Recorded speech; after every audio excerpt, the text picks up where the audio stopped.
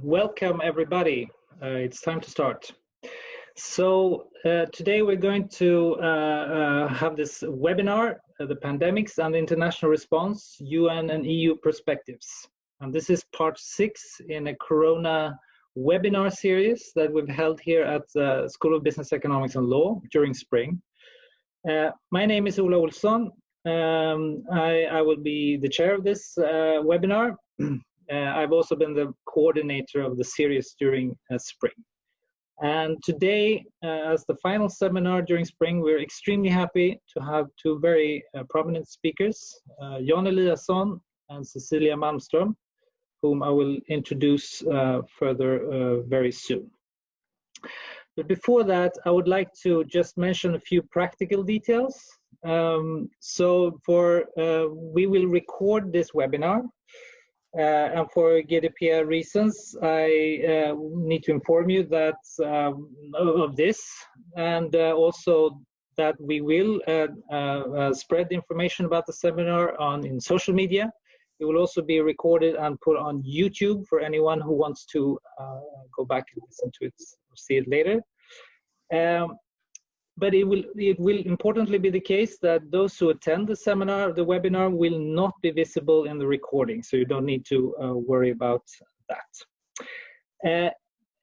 Attendants should please feel free and welcome to ask questions, and you do that in the chat function that you find below. So you type your questions there in either English or Swedish.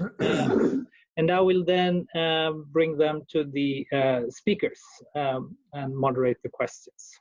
So I strongly encourage you to ask questions to the speakers. And the questions will only be seen by the panelists, so you don't need to worry about language or so on. And if you'd like to be anonymous in those questions, you might want to indicate that also in your chat. Okay, so just very briefly, as an introduction, the title is The Pandemic and the International Response, UN and EU Perspectives, as I'm sure you've all seen. And the current situation, of course, is that we have a worldwide COVID-19 pandemic, and it's put international organizations under great strain.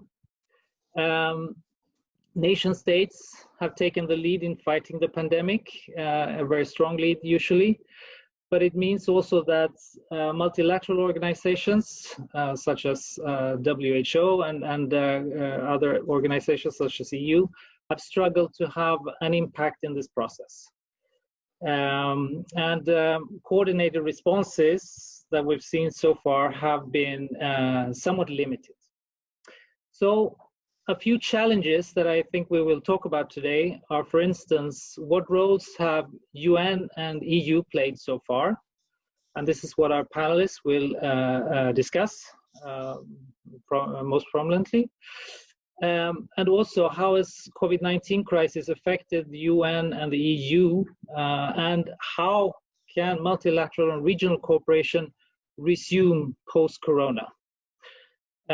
These are, of course, very big questions, and we will probably not be able to resolve these questions, but I'm sure we will have a very interesting discussion, and the panelists will have a lot of interesting things to say about this during the webinar. Okay, so back to this view. I would like to introduce our speakers who are potentially not so much in need of presentation, actually, because I think you know them very well. We have Cecilia Malmström, who is a former Minister for European Affairs in Sweden. She's also former European Commissioner for Home Affairs in EU and also for Trade, which was her latest position there. And she is currently the Assar Gabrielsson Visiting Professor at the School of Business, Economics and Law here. So we've been very fortunate to have you visiting us during the year, and we're very happy for that. Second speaker is Jan Eliasson. He is also he's a former Minister for Foreign Affairs in Sweden and the former Deputy Secretary General of the UN. Both Cecilia and Jan are from Gothenburg, but Jan is also an alumnus of the school, and I believe from 1960s. So we've and Jan has been a frequent guest at the school, which we're very happy for. So without further ado, I would like to leave the word to Jan, who has agreed to make a brief start. And then we will give the word to Cecilia, and then we will have a discussion as well. And please feel free, as I said, to ask questions through the chat function, and also so that we can bring these to the panelists. Okay, so I will now give the word then to Jan, who will start. Welcome, Jan. Thank you very much, Ola. It's great to be connected to my hometown, Göteborg, also to my alma mater, my university, and to be in conversation with the person who I like and admire very much, Cecilia Malmström, who happens to root for the same football team as I do also, so we have much in common. Great to be with you, and I think you posed the questions very well, Ola.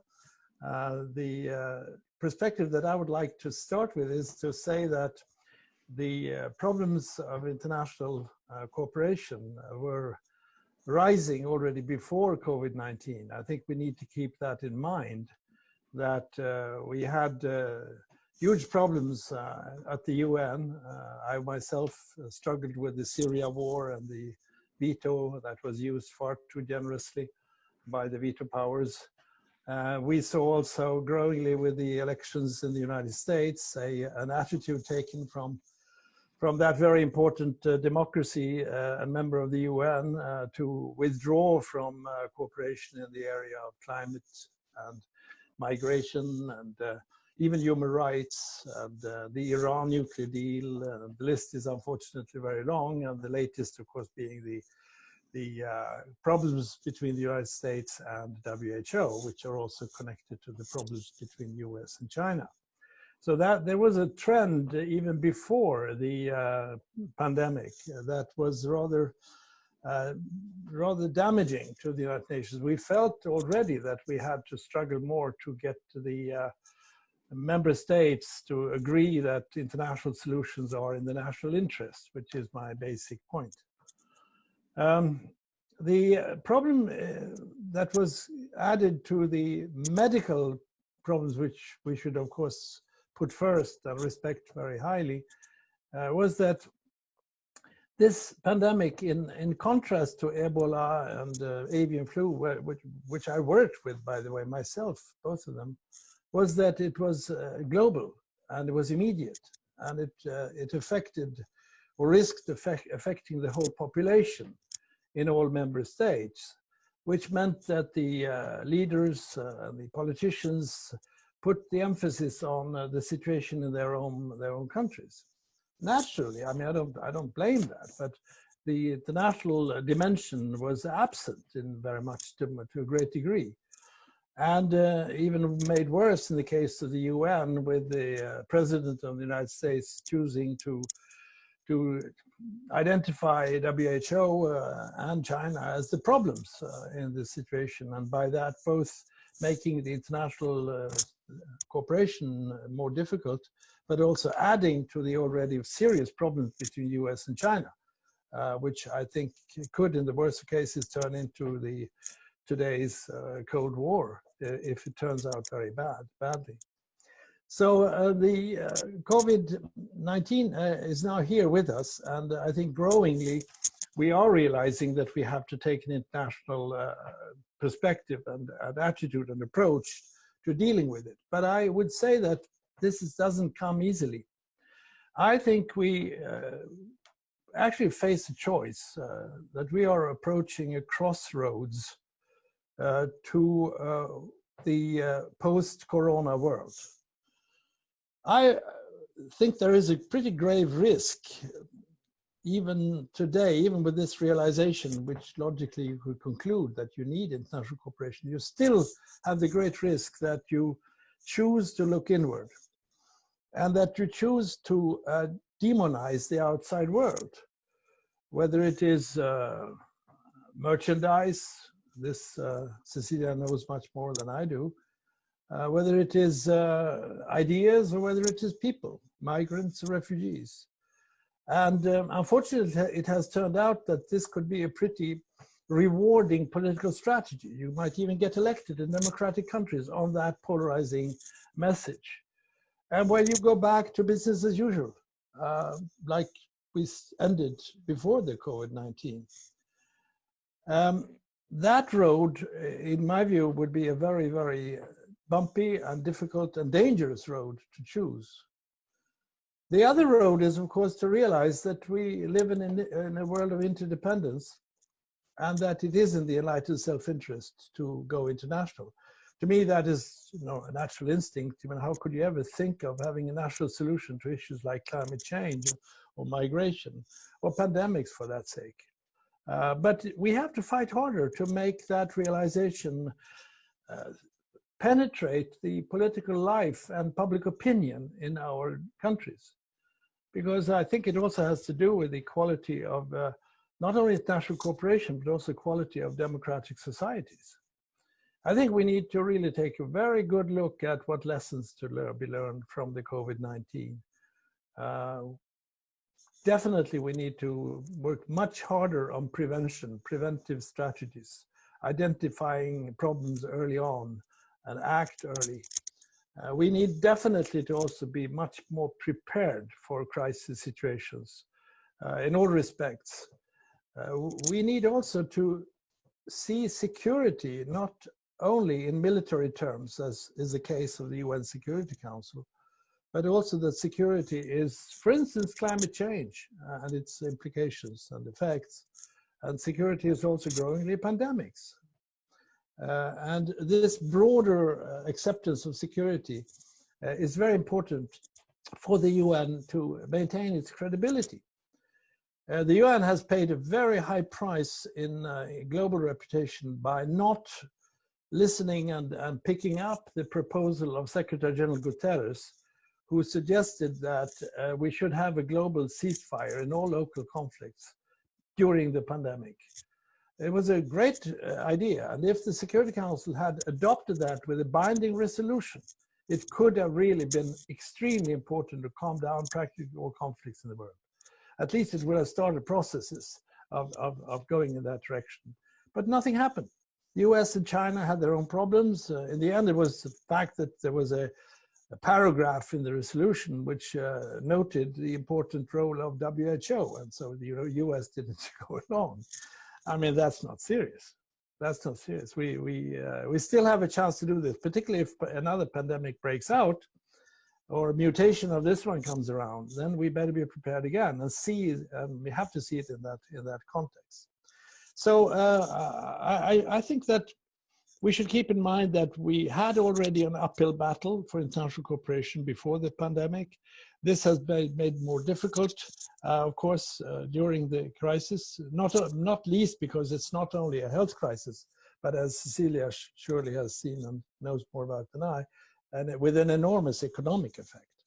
We still haven't seen to what degree this pandemic will have a serious outbreak in the developing countries, where terms like social distancing or washing your hands 4 times a day is not at all relevant reality. So, but then also we should recall that we already now should speak very actively about the kind of world we need to have, we should have, after Corona. I think that's the most important discussion, that we already now strengthen the probability for the second road that I chose, because otherwise we may easily land in the first one with rather fateful consequences. So that would be all I would like to start with, and I very much look forward to Cecilia's comments. Thank you very much. So Cecilia, please. The floor is yours. Thank you very much, Ola. Thank you for organizing this. It's an important topic to discuss, and thank you, Jan, for your comments. It's great to be in a panel with you again. From the EU perspective, I think it's fair to say that the first weeks of the pandemic was not the most beautiful time in European history. Every country acted on their own, borders were closed, there were export restrictions, and there was no coordination whatsoever. This might be logical because there was a quite big surge in death and sick people. And you have to remember that health issues are not a European issue. According to the European Treaty, this is a national issue. So Brussels have legal limitations on what it can do.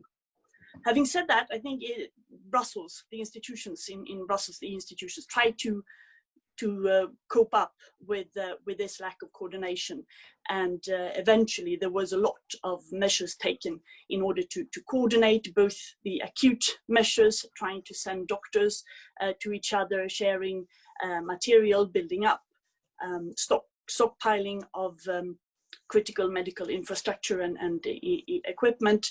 There was coordinated strategies for acute help to the economy.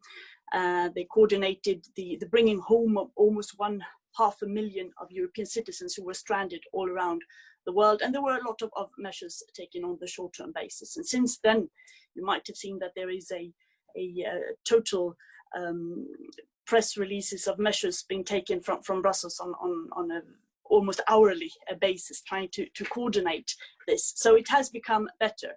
Now the exit strategies cannot be fully coordinated because countries are in different stages of the pandemic, but still there are meetings between the ministers, the tourist ministers, the industrial ministers, the finance ministers, and so on, in order to try to slowly open up Europe and see how we can both open up, be prepared for a possible second wave of the virus, but also equip Europe for the future. As Jan alluded to, in Europe, but also, of course, all over the world, trade has fallen, the economy has fallen, millions of people are unemployed, hundreds of thousands have died, and many might. I think the UN food program spoke about a risk of hunger of biblical proportions in Africa, for instance. So we haven't seen the beginning of that yet, probably. Many companies have gone bankrupt, and it will take a long time to recover both health and the mental consequences of all the quite draconic lockdowns that people have suffered, but also, of course, the economy.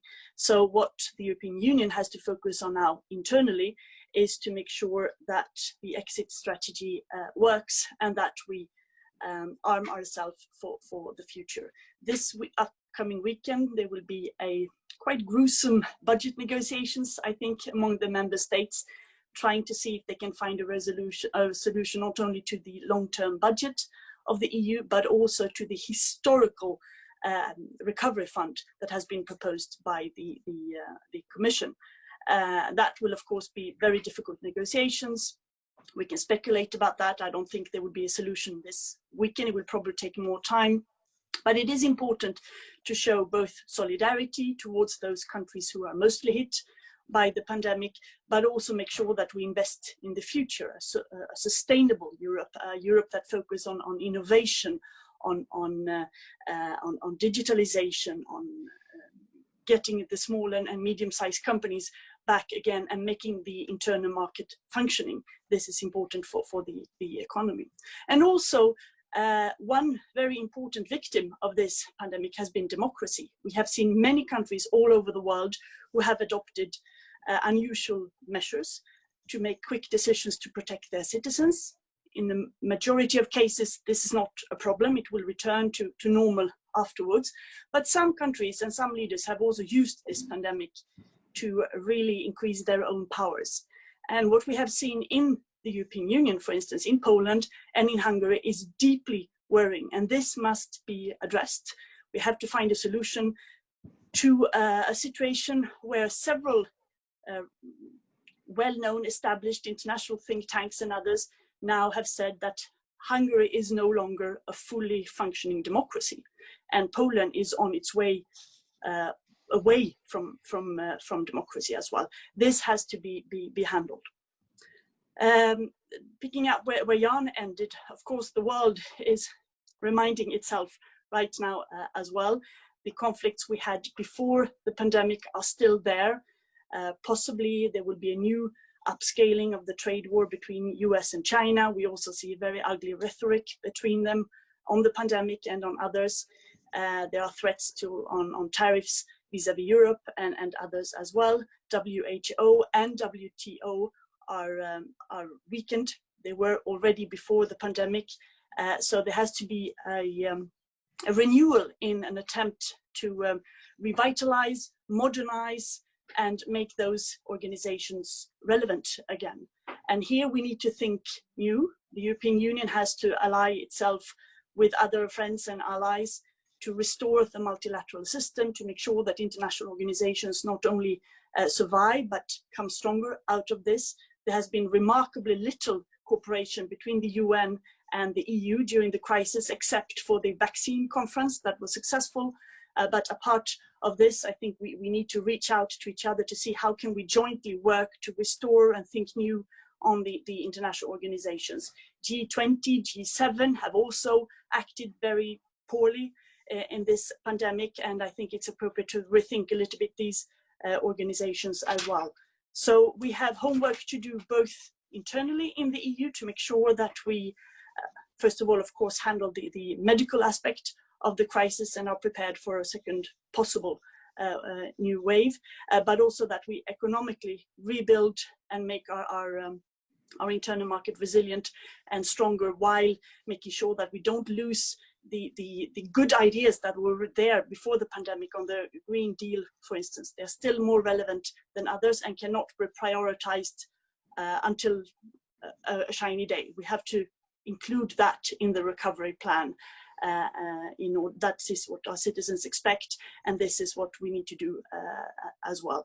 And also making sure that we reach out to other international organizations, to other friends and allies, in order to try to vitalize the multilateral system, because it is in danger. And I fully agree with Jan when he said that it's not obvious where we will end, ideally. And I think we could agree here that it would be a new start for international cooperation, and we will look afresh with a fresh look to all this. But I see dangerous tendencies. The upcoming US election will probably be a quite high-level rhetorical one, and the trade war between China and US escalating, and other trends of protectionism and nationalism are there. So it's not a given that we would have learned the good lessons out of this.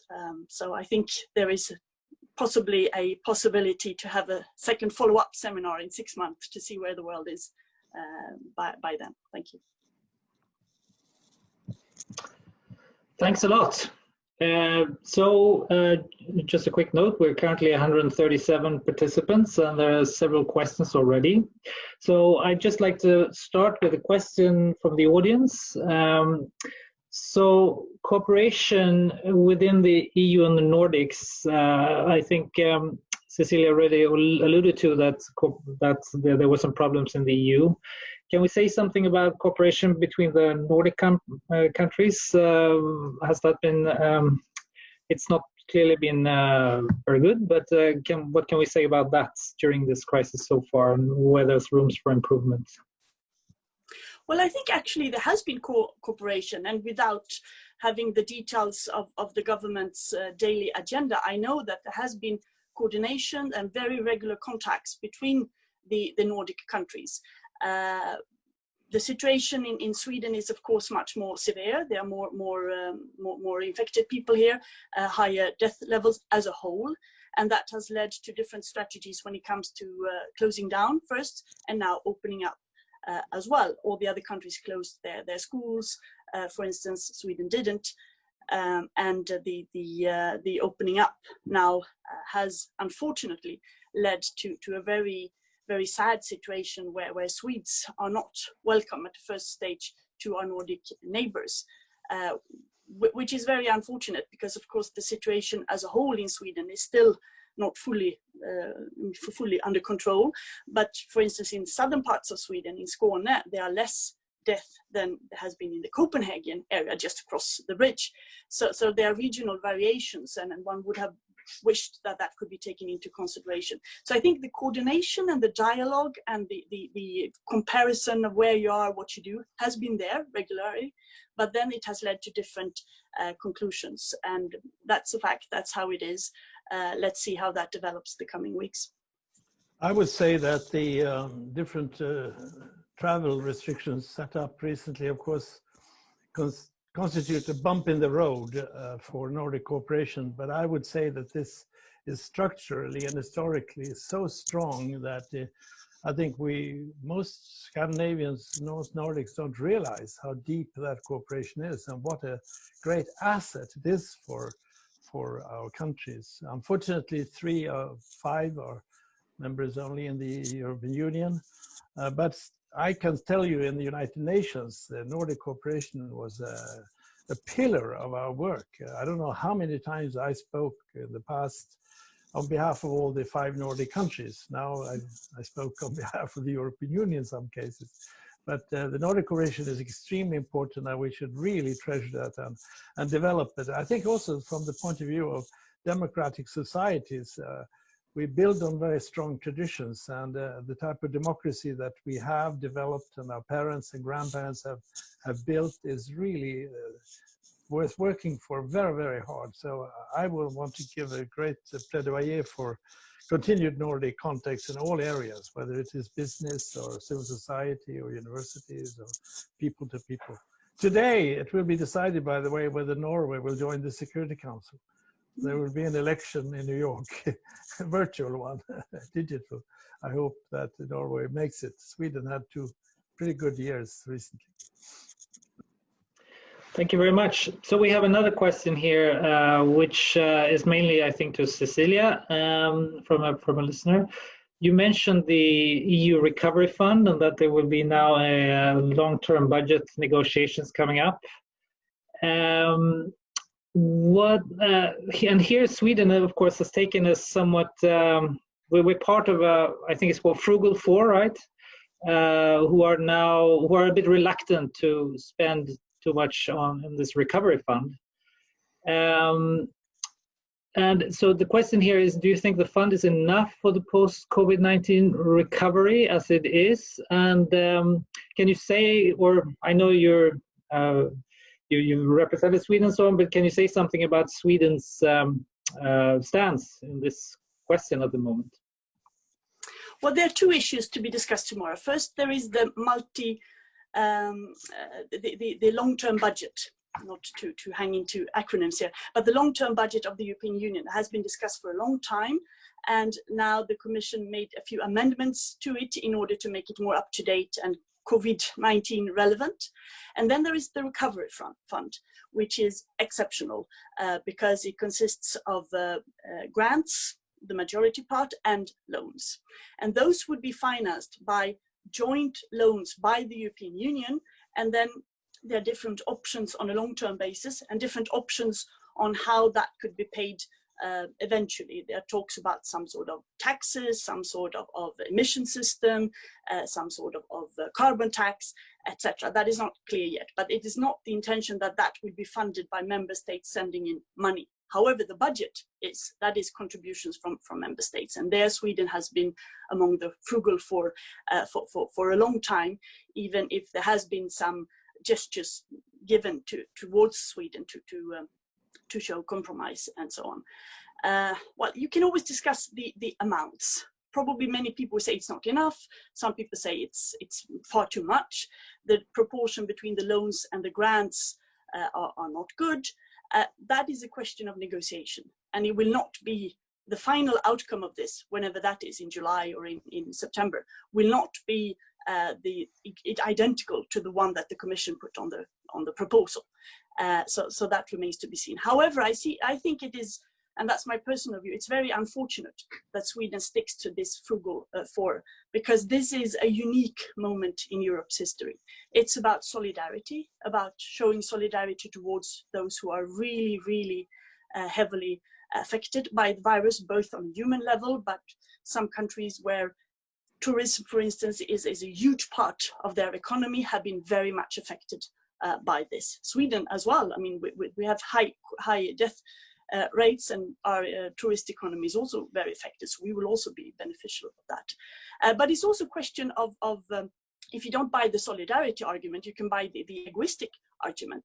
700,000 jobs in Sweden are dependent on the internal market. If the internal market does not recover, it will lead to even further unemployment, and an export-dependent country like Sweden will suffer more than most other countries. So I hope that Sweden would, move towards the middle a little bit and try to find a solution, and try to make sure that whatever we invest, loans or grants, that they are connected to long-term sustainable green investments that focus on a competitive, innovative Europe, and not putting black holes for dying industries anyway, and that this is done in a transparent way. And the rest is, of course, open to negotiations. But this is a key moment for the European Union if we can come out of this stronger than we were half a year ago. And I really hope that the negotiations will not drag out too much, and that there will not be too much blood in those. It should also be noted that this recovery fund should be seen in the context of European cohesion. Cecilia mentioned that it was a pretty staggering and not very good start of COVID in Europe, with supplies in the medical sector stopped, and Italy asking for help at that time and getting very little or no response. Italy, which had paid a very heavy price earlier on the migration side and refugee side. So we need to put it in that perspective, that we have to come out with something that points to the direction of the intention of the founders of the European Union.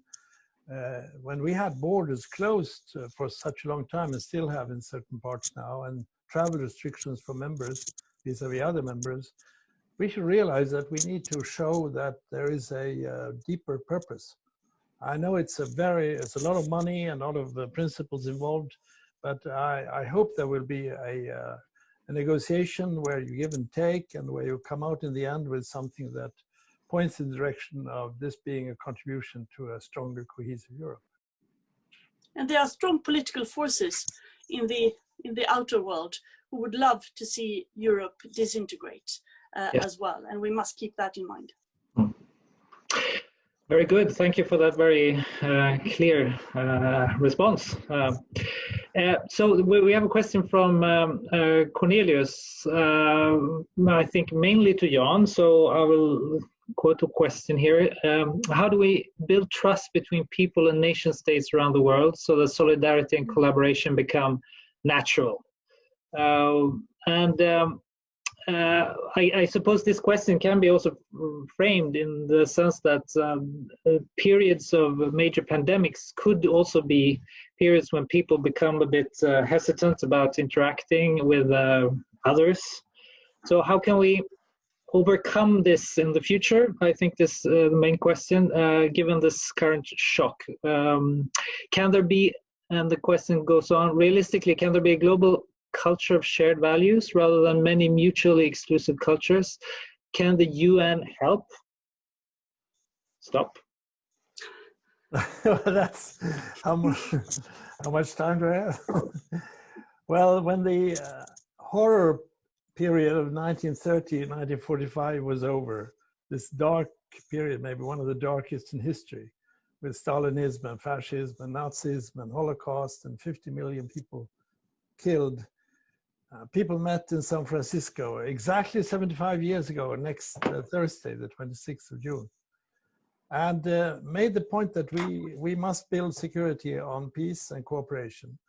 And the charter was established, and then came the Declaration of Human Rights, 1948, the Refugee Convention, 51, the Geneva Conventions were finalized, and the Coal and Steel Union was established, which was the beginning of the European Union. Everything was built on the concept of international cooperation being the guarantee for peace. Unfortunately, during the Cold War, maybe nations more and more became pawns in the geopolitical games. I always say, I always carry the charter with me, and I have it here on my table. Here it is. The first three words of this charter, you know what they are, don't you? It says, we the peoples. We the peoples.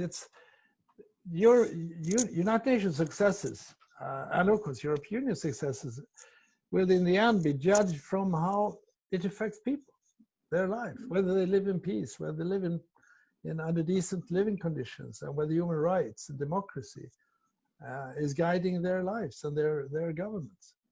So I would say that we should have when we are reminded by a pandemic striking everybody, nobody can be excluded. The only problem is that when you are hit by it, it's an enormous difference between who you are. It's the most vulnerable, it's the poorest who pay the biggest price everywhere, inside the rich countries, but also in the poor part of the world.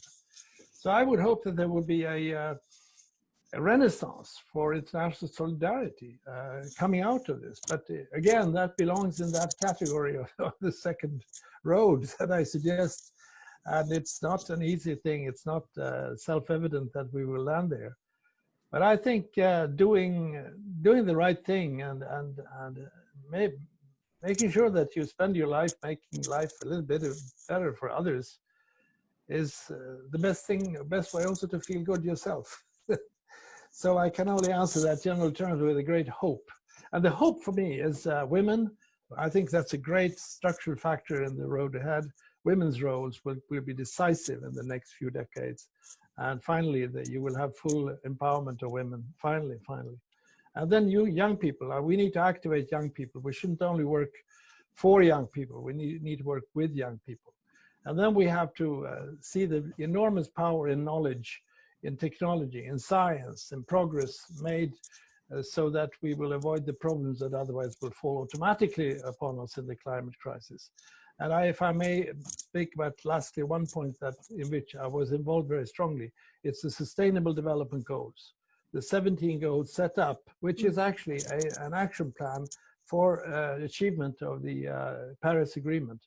It's a roadmap for a sustainable world, and as Johan Rockström, a friend and a scientist in climate change, as you know, said, it's a survival kit for humanity. So I would hope that we will bring up these 17 goals and make them realities. That's a very hands-on way to show solidarity. Thank you.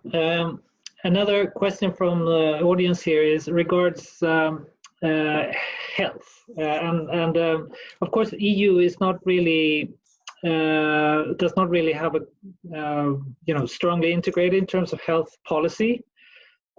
So how does that constrain us at the moment? And is there potentially is there maybe more ways of cooperating around health than we think of at first, or what's your take on this, Cecilia?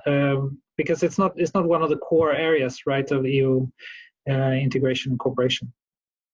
No, that's correct. According to the treaty, health is a national issue, and that is because member states have unanimously decided that it is a national issue.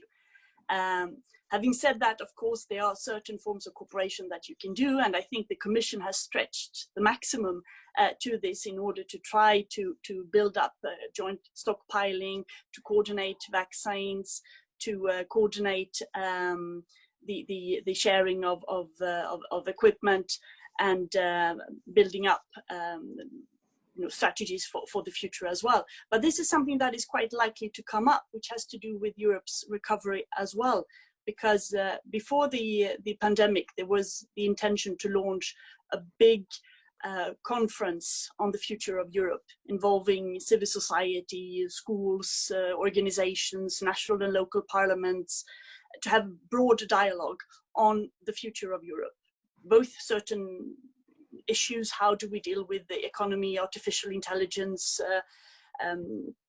small and medium-sized enterprises, but also how can we strengthen the democratic link between EU and ordinary citizens.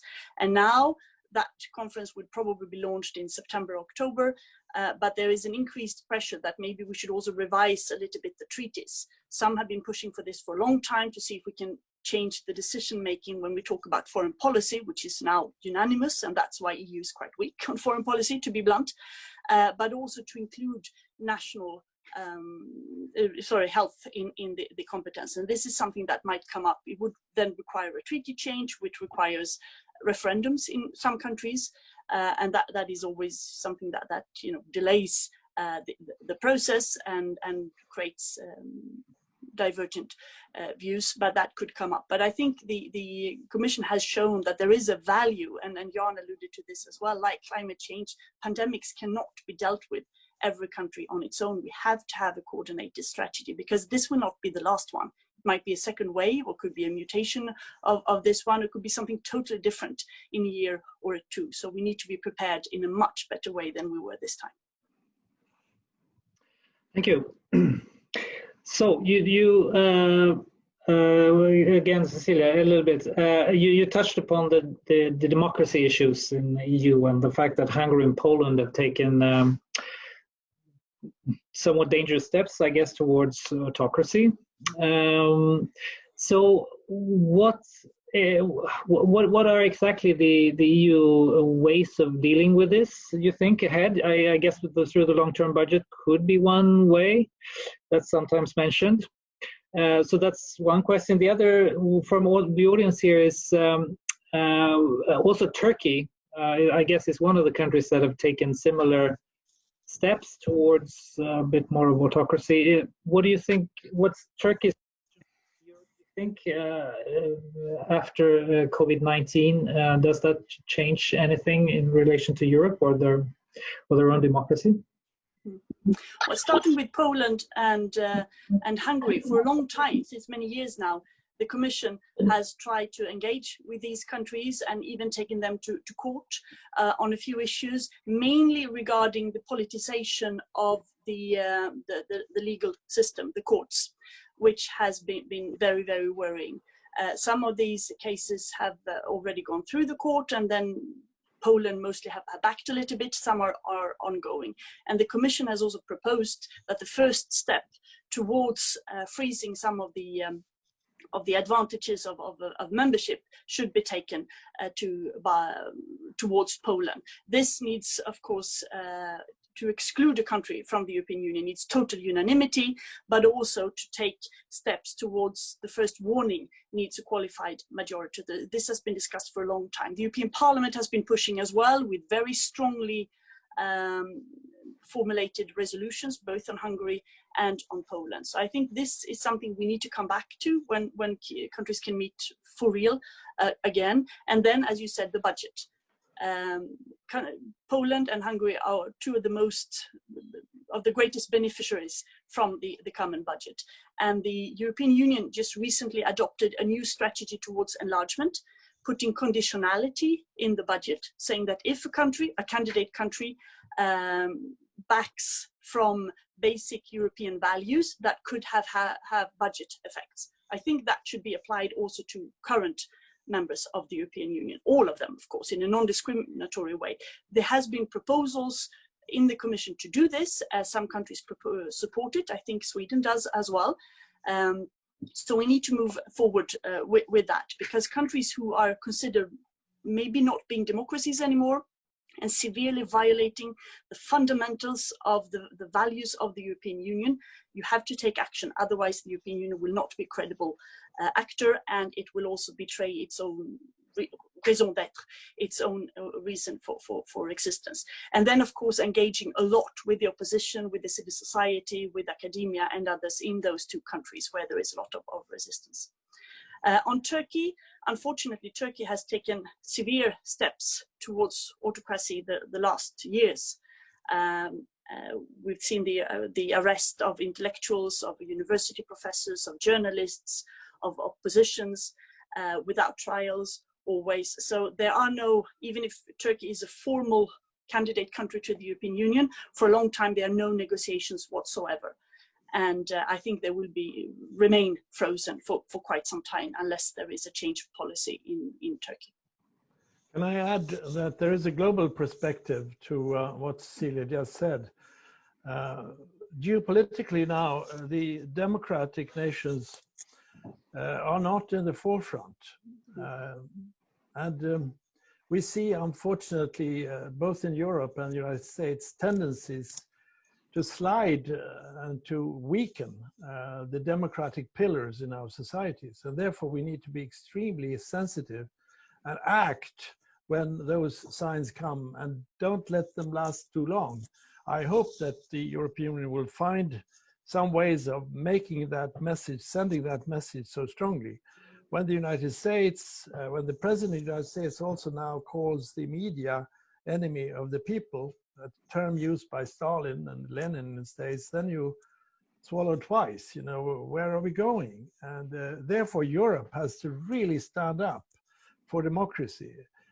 An even wider perspective is that I have seen also a deterioration of human rights internationally. We have seen enormous human rights violations in many countries, and very serious ones also in democratic countries. We need to shape up our knowledge of the human rights declaration.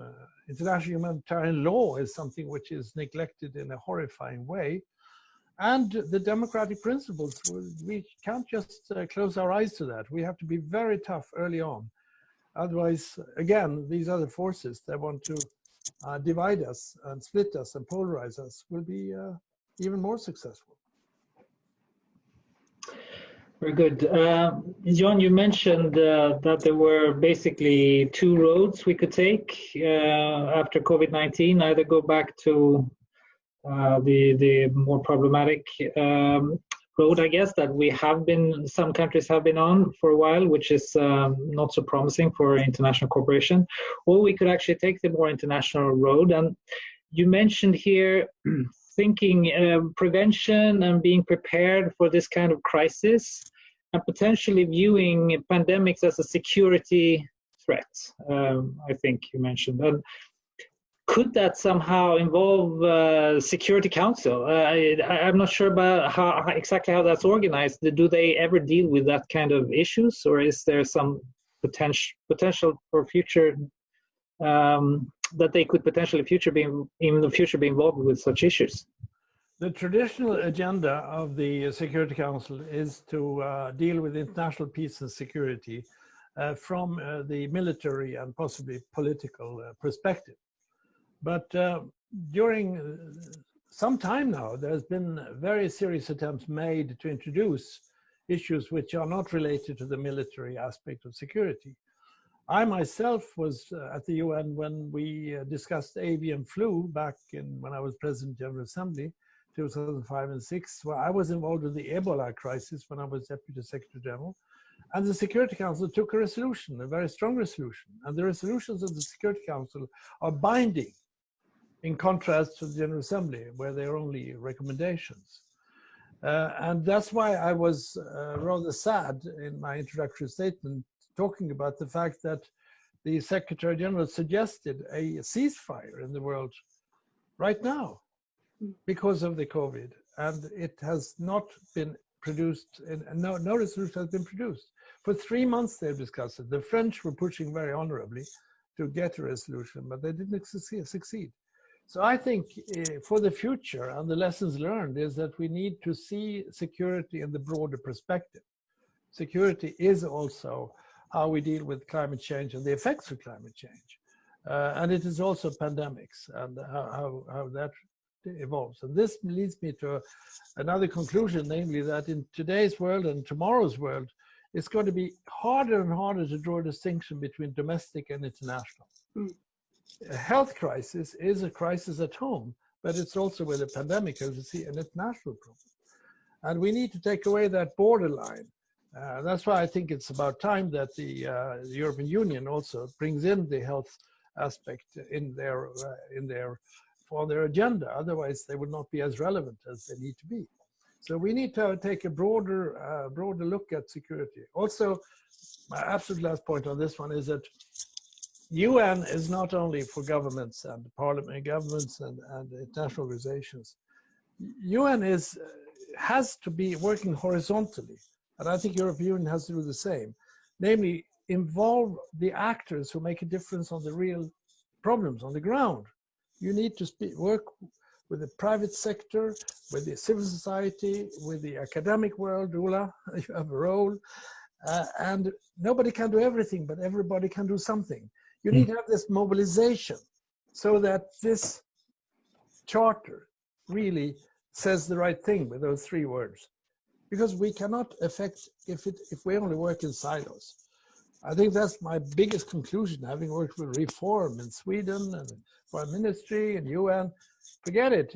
It's prevention, and it's working horizontally and mobilizing forces. That's where you can provide change. This means that nobody can run away from responsibility either. Very good.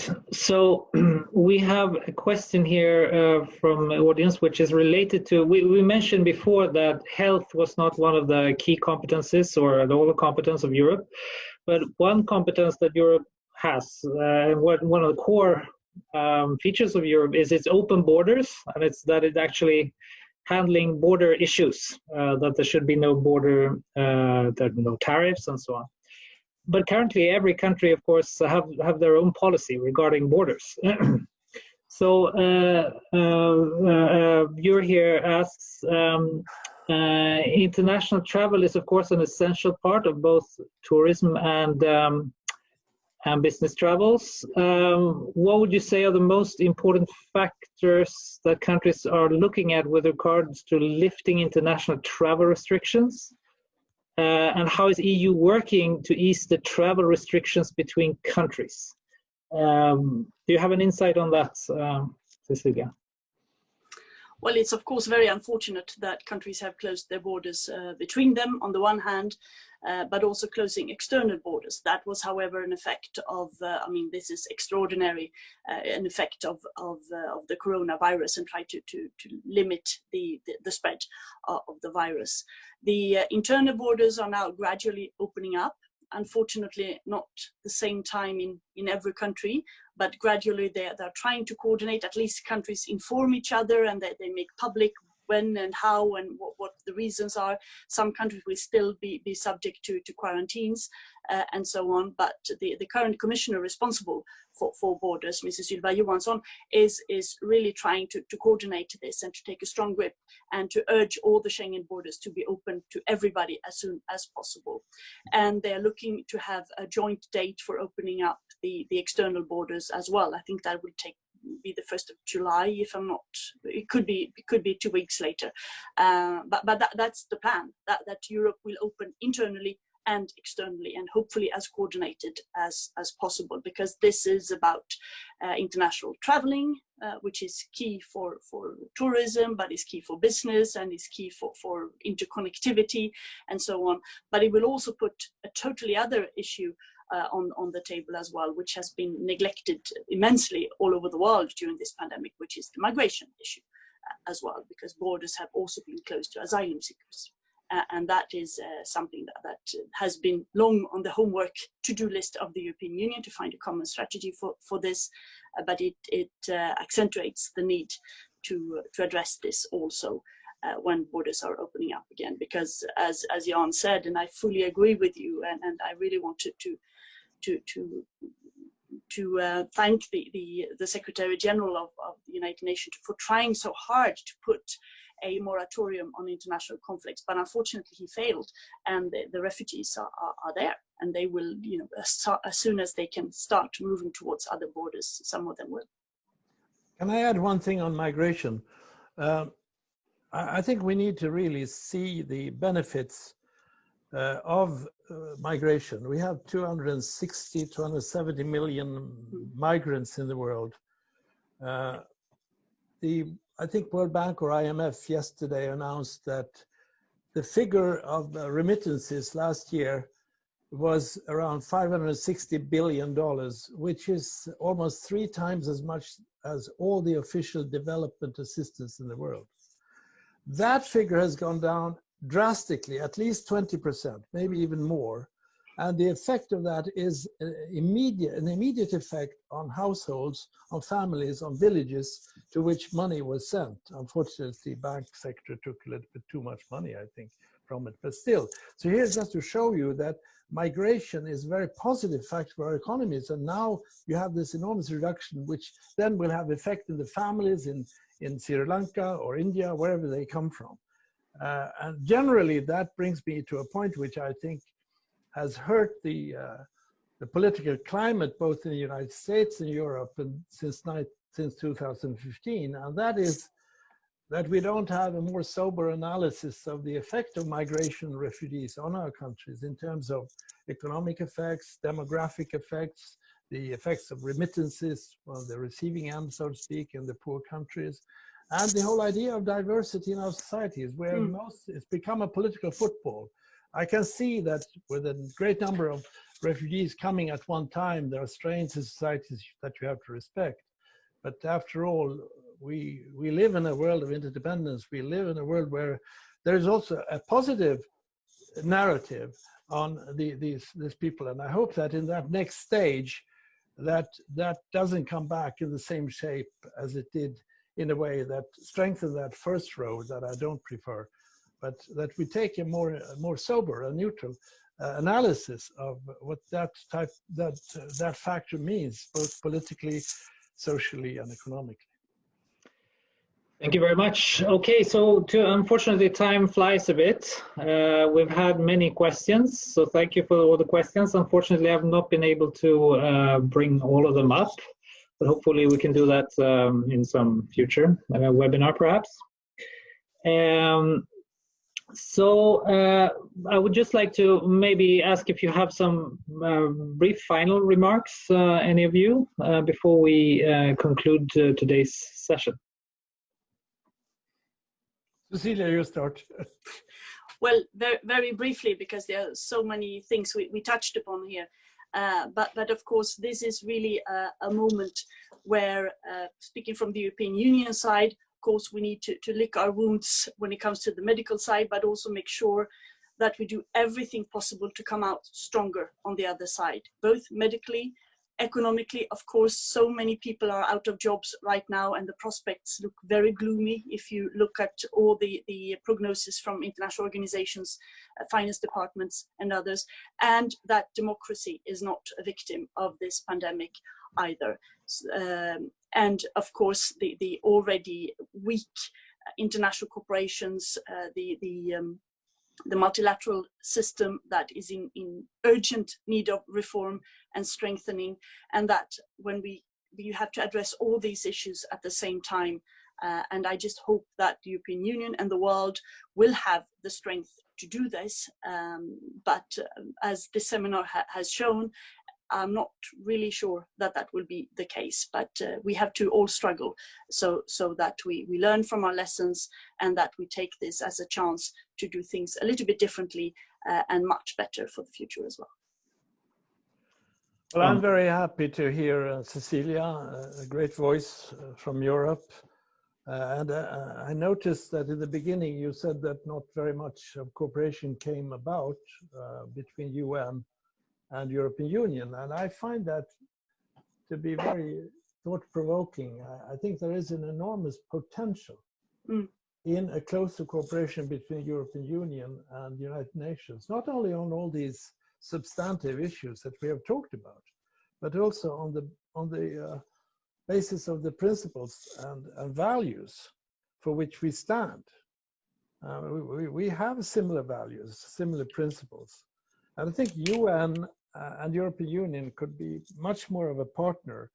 When I was Deputy Secretary General, I met always the Security Policy Committee and others, but I think we need to meet on much broader level, in broader terms, and see the great potential in European Union and UN cooperation. So I will try to pass that on to my friends. Maybe you could pass it on to your friends, because there is a tremendous potential, and I think you may want to gain from the global aspects of everything you do, and I think European Union should become more of a global actor. But I also know that we can gain much more from a hands-on, strong organization with lots of resources, and starting from a national political context to get more weight into our decisions and our work. So I think this is an untapped resource, and maybe we can help bring about a little bit more energy in that direction. Thank you, Jan, for those positive final words, and thanks to both of you. Huge thank you from the school. We're very happy to have had you with us in this webinar, and hope to see you again very soon. With Cecilia, that will be definitely the case. So a big thank you to all of you, and also for the audience from Sweden as well as outside Sweden, at least a few in Denmark, I know, and some other countries. This is the last seminar in this series, but we hope to return in some way with this format in the fall, because we think it's been a bit of a success, and it's an ability for the school to reach out also to alumni in other parts of the world, which we're very keen on doing, and in other parts of Sweden, of course. So we look out for future seminars in spring. And we'll also add some information about where you can provide some feedback on the seminar, so I'll provide that afterwards. But before that, just would like to wish you all a very nice summer, and thank you all for participating, and hope to see you at the school also in person in soon future. Thank you. Thank you. Thank you very much. Thank you. Bye. Thank you. Bye-bye. Bye.